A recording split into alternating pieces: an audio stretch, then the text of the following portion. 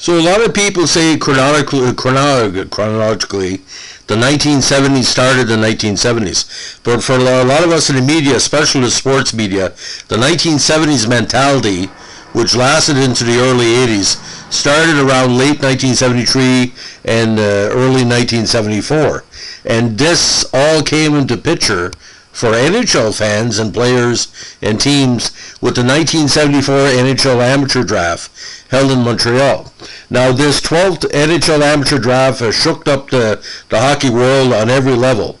History was made in several areas, but the biggest impact involved the drafting of underage players in the first two rounds. Now, this came about because the WHA had already begun signing underage players before they became eligible for the NHL draft, and the NHL felt it had to react.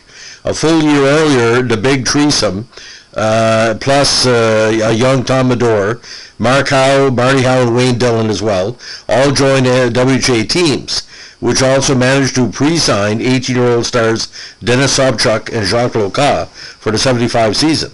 When the WHA's Vancouver Blazers signed 19-year-old Pat Price in May 74, the NHL fumed because they had been hoping to get Price on its expansion team in Washington.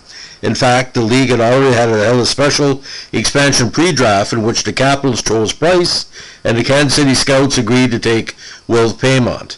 The NHL countered the Price deal by petitioning the Canadian Amateur Hockey Association for permission to draft top underagers within the first two rounds of the draft.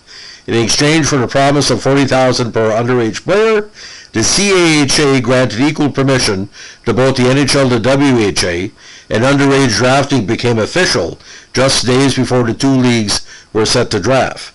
The inclusion of underage players angered the three major junior leagues, who banded together to form the Canadian Major Junior A Hockey League in order to strengthen their position for future deals with the NHL and WHA.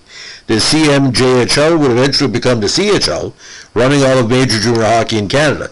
So how this worked, ladies and gentlemen, this is before the Maritimes had major juniors, so it was Ontario, the OHL, Quebec, the QMJHL, and the WCHL, or the WHL, the Western Canada Hockey League. Now, because the NHL and WHA were in such fierce competition to sign players, the NHL elected to stage this draft in a secret conference call based out of the NHL headquarters in Montreal. By keeping the draft picks a secret, the league hoped to prevent the WHA from tampering with its contract negotiations for individual players. The NHL also set its draft 2 days before the WHA's to make sure it would have the jump on signing junior talent. The decision to have a secret conference call ended up prolonging the draft, which took 3 total days. And Buffalo GM Punch Imlach was so disgusted by the process that he mocked it by drafting a fictional player, Teruo Tujimoto, with his 11th-round selection, which was number 183 overall. In the end, Imlach was right to complain because the secrecy plan was a fiasco, as word of all the picks leaked out through agents and unnamed league sources. The draft also ended up dragging right up to the day of the WHA draft, all but negating the benefit of starting it early. Now, the 74 draft was a breakthrough for 2 other groups. Now, we saw the rise, and I've been talking to the podcast channel, of the Americans in relation to amateur and collegiate hockey. And again, this draft was a breakthrough for American players, as a record 40 from the States were chosen. Many came from Minnesota as the NHL began to reap the benefits of his 7-year presence in that state.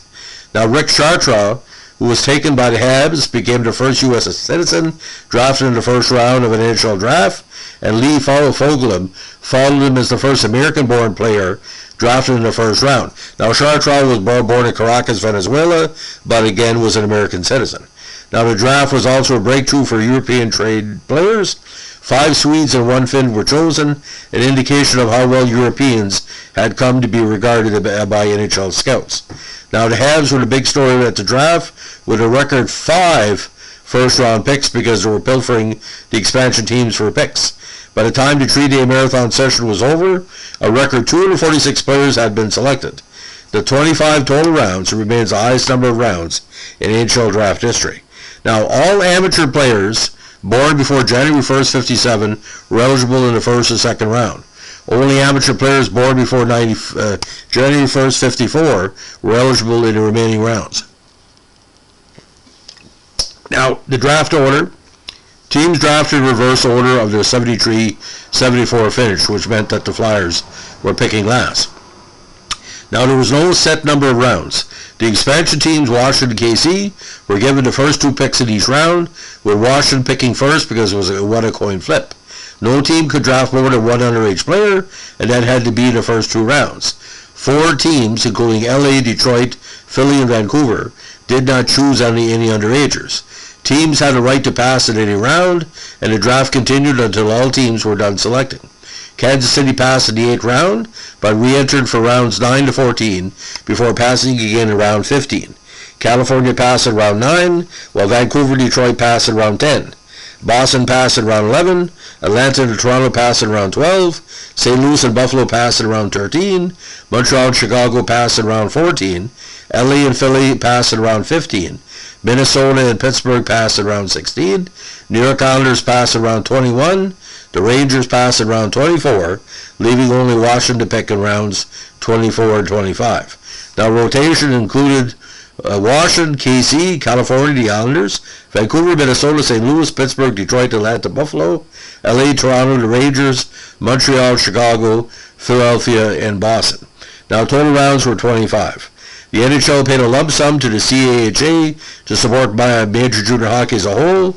As part of the deal to allow the drafting underage players, the NHL agreed to pay $40,000 for each underage junior drafted, which was a total of $560,000, and $20,000 for other draft picks in the first 2 rounds. Now, teams could offer player contracts at any time after the draft. Now, the number 1 pick, of course, was Greg Jolie from Washington. 98 players, or 40%, reached the NHL. 15 players drafted, or 6%, won a cup. Most NHL games was the great Brian Chartraw with 1279.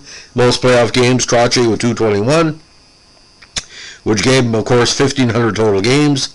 Highest pick to miss, number 18, Don Lowry. Lowest pick to reach, number 245, Jim Warner. Now, the players drafted included 138 forwards, 84 defense, and 24 goalies. Now, just to make a quick recap, I just want to tell you about some of the first round picks. We might go over number 2.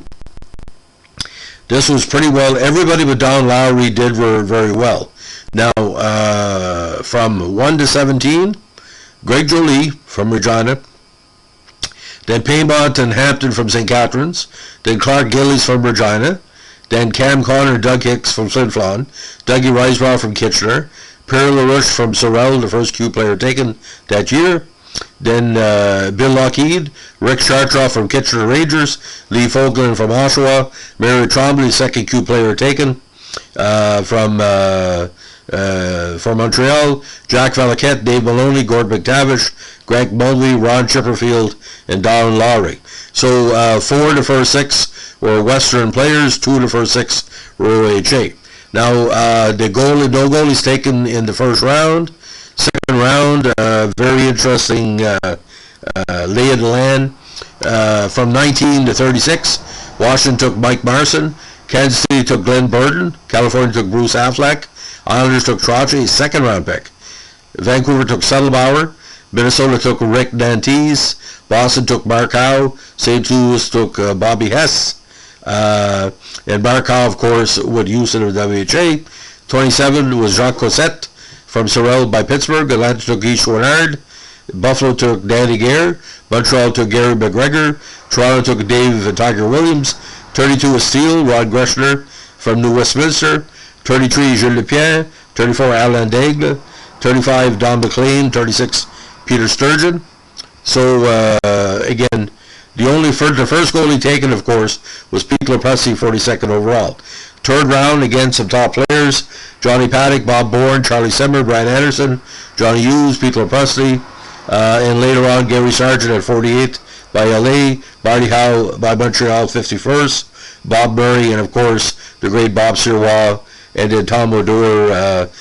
So some WHA players taken. So a draft that loaded with talent, and again the 40%, that's just a tremendous thing. Over close about 100 players making it. And I just want to talk about something that I found quite interesting. The later rounds had some good talent, and it's unfortunate that some of these players waited so long to be drafted, and it's kind of freaky. Every draft's a little bit different, as we say, and you look at even something at like Chartraw being taken 183rd overall, but it's you look at round 9 when Mario Lessard was finally taken. Again, sometimes the late picks can work out. Mario was a more than capable goalie for a number of years, and the idea about how it worked back then, it was the Western Hockey League, the top league, then Ontario, then Quebec, then NCAA, then some of the major, not say major juniors, but the heavy junior A sides. So again, a very interesting draft. I'm not sure there's a YouTube recap on this because it was, not say secret, but it was very, very kept to themselves. So ladies and gentlemen, this is our latest on our NHL draft vintage podcast. If you like what you're doing here, give us a like, comment, and subscribe. And don't forget, sometimes with a seed, great acorns can grow, and that's what Montreal did with this draft, with Chartraw and Tremblay. It's too bad Washington taking Jolie. They could have easily taken a better defenseman, but at the time, he was the best out there, or he thought he was the best out there. Thanks for listening. Keep your stick in the ice.